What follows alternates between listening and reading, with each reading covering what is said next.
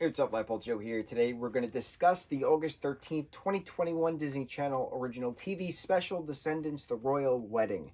There's the full title, verbiage, epilogue. Here we go. So, Carlos has passed away in the Descendants universe, and it had to have been recent because they're still like in mourning, like the other three of the core four. So, Mal, Evie, and Jay are in the Orton Gardens at one point, or in Prep's Gardens at one point, and excuse me, the palace's gardens at one point, and she just stops, and Evie's like, "Well, what's wrong?" And she's like, "I just wish Carlos wasn't gone." And then they all express, how they agree, and Jay gives her this charm bracelet that they plan on giving her, after the reception, and it's the charms of all four of them representing the core four, the rotten to the core four. And so it's a touching moment. It's a very touching moment. They don't explicitly state he passed away. They don't explicitly state how he passed away, just that he's gone. She doesn't wish he's gone. And it was a moment that I didn't expect, paying tribute to Carlos, and to, credit to the creators, because a lot of times when a voice actor dies of a TV series, cartoon, they just replace the voice. They don't actually like kill the character off, kind of thing, to mimic what happens, not specifically mimic what happens in real life, but normally they'll continue the character's story. And the fact that this is an animated short TV special, it's 20 something minutes long, they didn't do that. They put it in the story that Carlos is gone. And I'm so happy they did it, and it still is very difficult to accept that this has happened.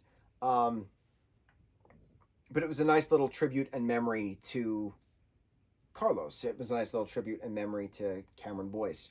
Moving then into Descendants 4, there's another little moment that I've already seen the snippet of, and I'm gonna shed some tears. I know I keep saying I'm gonna shed some tears, and I haven't actually cried my eyes out, but I'm gonna shed some tears. So, very well done, very appropriate tribulation to Cameron. I was very happy to see that. Now, this is the day of the wedding, right? Ben is marrying Mal. Mal is marrying Ben.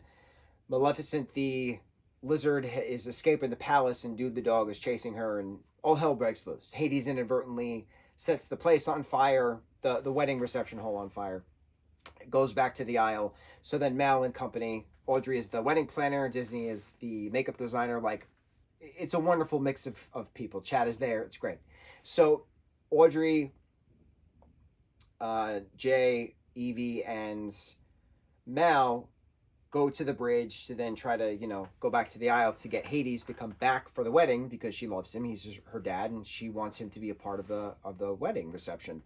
And so Uma helps, takes the fire off the bridge by turning into the giant octopus creature that we got to see in the second film.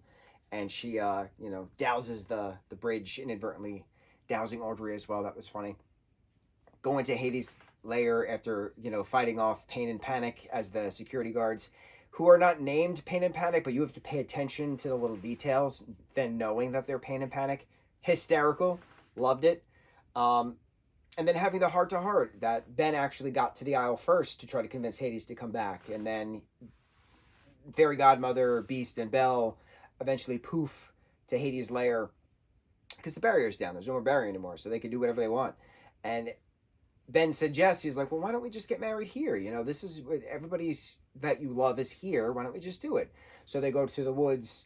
They're bippity boppity to the woods, have their reception, say their beautiful vows, then get bippity back to the reception hall at the palace, and then they dance on floating tiles and into the moonlit. And then Mal is staring off into the horizon with Ben, saying, our story might have ended, or something to that extent, but then leading into a new one can begin, showing white carnations, white roses being painted red, and then the camera starts to pan into a rabbit hole, leading into the stories of the fourth Descendants film, Rise of Red. None of those characters are in Rise of Red, except for Uma and Fairy Godmother, I believe. And I think somebody else. Is Chad in there? I don't know. Is Chad's sister? I think it's Chad's sister is in this. We're gonna watch it. We're gonna review it. We're gonna try to pay attention, because now It's a matter of, is this the same world? Is it a different world? How does this play? Because Brandy's Cinderella is in this fourth film, but Brandy's Cinderella's godmother, fairy godmother, was Whitney Houston, who is clearly not the fairy godmother we've had in all of the rest of the Descendants franchise so far. So we're going to find out. We're going to watch it. Also, Bernadette Peters is Lady Tremaine in the 97 film The Evil Stepmother. And we get Dizzy's grandmother, who's the evil stepmother, who is clearly not Bernadette Peters, totally different individual. So how does this work? Is it the same universe? Is it a different universe? I'm curious. We're going to watch it. We're going to pay attention. That's what's beneficial about a marathon, is that you pay attention to the little minute details throughout. So I'm excited. Royal Wedding. My only complaint about this 20-something minute season TV special is that the animation was very choppy. It was too twitchy with the characters' movements and the stuff. It just didn't feel fleshed out. It was 2D, which I thought was nice, but flesh it out, have it a seamless transition. It's Disney. They've been doing cartoons for over 100 years. Like, you know how to hand draw a cartoon. My only complaint, the actual art of this, annoying. I paid more attention to the story and the music than the actual art itself. But my one complaint. 2021 Descendants, The Royal Wedding. On to the next review.